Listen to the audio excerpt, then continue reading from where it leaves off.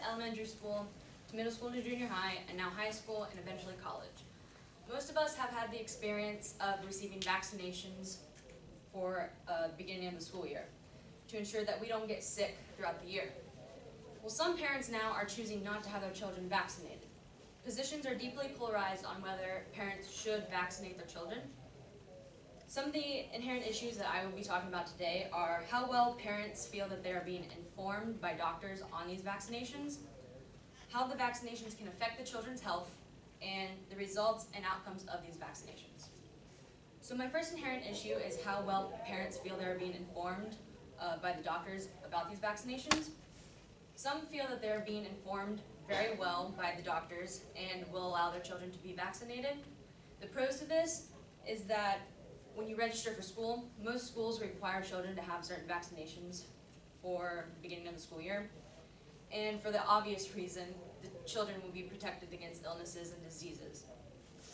Now, some parents feel that they aren't being informed enough by doctors, so they don't feel comfortable having their children vaccinated, or they don't have enough money to have their children vaccinated.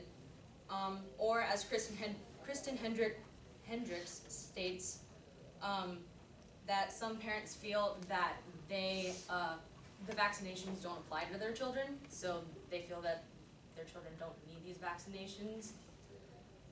The cons to this is obviously the children could become sick throughout the year, and another reason is that they could have difficulty being registered for school because most schools require children to have certain vaccinations.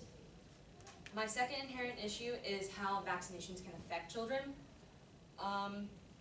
Children are more prone to becoming sick than adults because their immune system is weaker, and vaccinations were created to help our bodies stay healthy. A pro to this is, as Melissa Gilkey of Harvard Medical School states, if vaccinations do their job, it will protect us and keep us healthy, and the child will have less chance of getting sick. Now, some people react differently to certain vaccinations than other people, so it could create problems of contracting diseases easier, such as measles or whooping cough, which could put a child into the hospital. Or the child could have serious side effects, which could lead to more health problems. Now, my third inherent issue is the results and outcomes of vaccinations.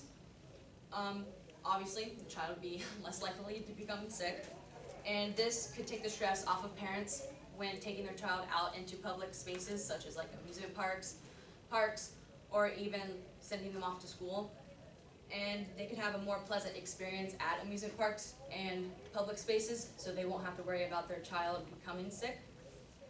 And the other side is that the child could become sick more easily. Some parents have decided not to have their children become vaccinated because some doctors have stated that it could cause autism. Or, the child is easier to, contract an illness or disease in public spaces because, germs. So, in conclusion, there are many inherent issues on whether parents should have their children vaccinated or not.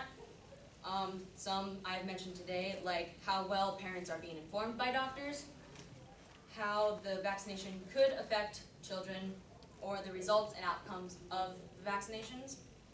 So there are many pros and cons of whether parents should or should not have their child vaccinated, but the final decision ultimately comes down to the parents to decide whether or not they can vaccinate their child.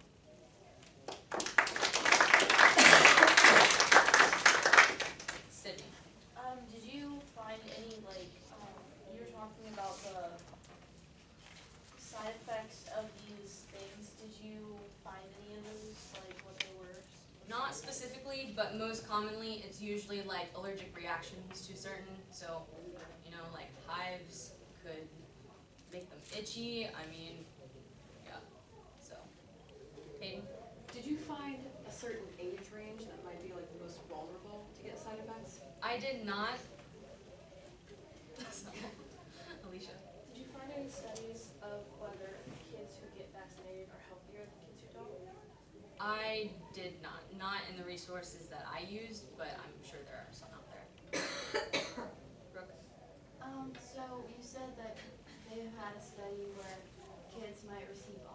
Yeah. So how do they even figure that out? Do they just? I'm not sure. I guess some vaccinations that children have received, some of them have, you know, had autism, but I didn't find a lot. Emily? So within like recent years, did you find anything on whether or not the number of parents who aren't vaccinating their children is increasing or decreasing?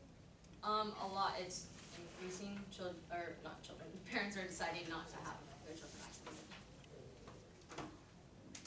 Okay, good job.